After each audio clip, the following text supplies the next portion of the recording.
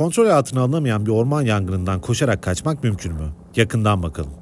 Yangının yayılma hızı çok sayıda faktöre bağlı. Örneğin yokuş yukarı bir alanda alevler daha hızlı ilerler. Ama en büyük etken rüzgardır. Eğer güçlü bir rüzgar söz konusuysa yangının yayılma hızı rüzgarın hızının %10'u kadardır. Örnek vermek gerekirse rüzgarın saatte 130 km hızla estiği durumda yangın saatte 13 km hızla yayılır. Ortalama bir koşucu saatte 7,5 kilometrelik bir tempoyu koruyarak koşabilir. Ama arazinin ve kişisel kondisyonun hız üzerinde etkisi büyüktür. Mesele sadece hızlı koşmak da değil. Duman solumak sizi güçsüz hale getirecektir. Üstelik orman yangınları öngörülemezdir, hızla yön değiştirir. Yani yangının yayılma hızından hızlı koşmak çoğumuz için mümkün olmayacaktır. Bu yüzden yapılabilecek en doğru şey tahliye talimatlarına uygun davranmaktır.